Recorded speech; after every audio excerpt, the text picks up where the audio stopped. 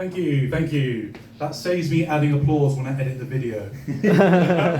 So my friends say I'm like Marmite, artificially controversial just to get attention.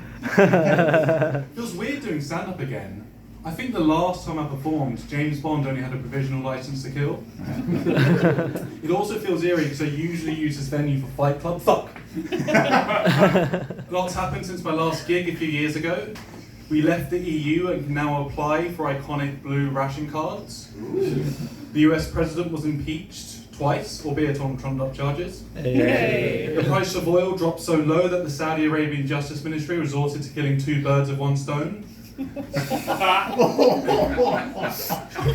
Then the price shot up so high that the most expensive cocktail became the Molotov. Became a lot harder to purchase bat meat for some reason. And it's become a lot easier to craft a scale model of the city of Kiev. Sorry, Kiev. I'm afraid correct pronunciation is not my fault. In any case, I was heartbroken when I found out Zorro had been supporting the Russian armed forces all this time. Okay. So in one way I was prepared for the pandemic because I was already used to regularly cleaning surfaces of my fingerprints. But then at the start I still thought COPD was a police force. The many lockdowns certainly took their toll on me.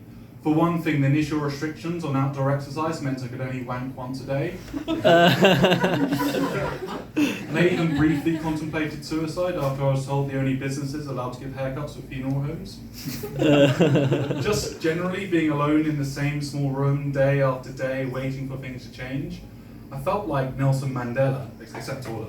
It was also rough not being able to travel abroad. But as a silver lining, it did feel nice no longer being the only one I know bard mentoring Germany and Israel. I spent most of my time baking, and I managed to make my flour last longer by cutting it with cocaine. Hey. I even made a vegan cake. That was mainly so the angry vegans would stop egging my house. But there's still progress, because before lockdown, the only vegan cakes I'd eaten were found in urinals.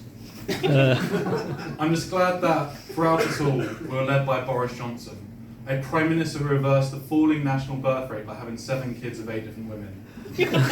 A man whose confirmed kill count is somewhere between Harold Shipman and the Old Testament God.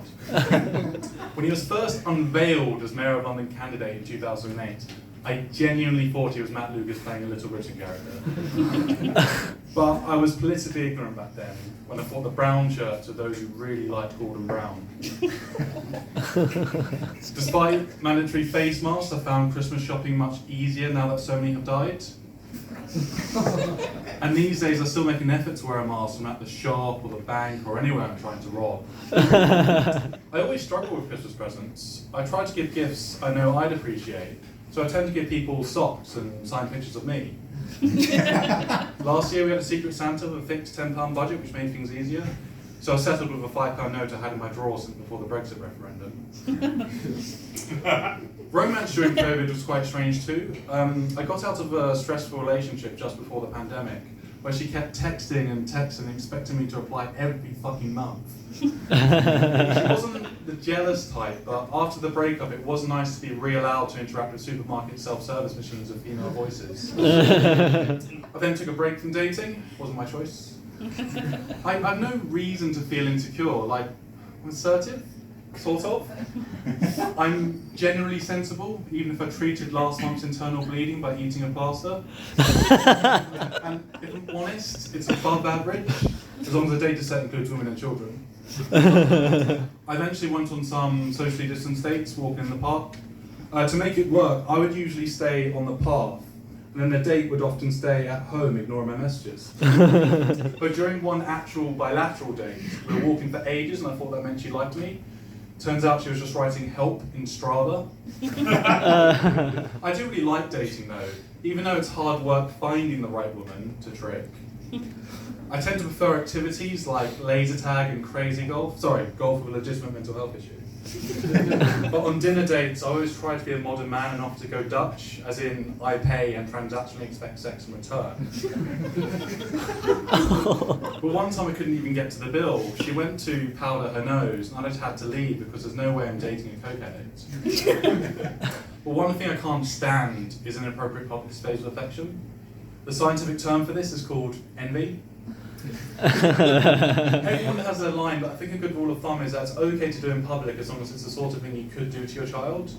I like this rule because it precludes kissing with tongues in public, but still allows for things like kissing on the cheek, holding hands, hugging, calling them baby, slap on the arse, technically breastfeeding. Anyway, moving on. I find Leeds Station stressful. I had to change there a few weeks ago to get my train to London, but my first shitty diesel train was fucking about coming into Leeds. A few of us were huddled at the exit, frothing at the mouth as it slowly edged onto the platform. And I figured when it stopped, I had about 90 seconds to get out, run past the protection racks at the ticket office, shoot up the overpass while holding luggage, and somehow swept myself onto the second train. In summary, it was cutting it so fine that I'm narrowly avoiding my third strike for cocaine references tonight. As I was wargaming this, the little babushka standing next to me at the doors asked me if I thought we'd make it, and I didn't have the heart to tell her. There is no we. I've been TomRed, and you've been exemplary. Thank you.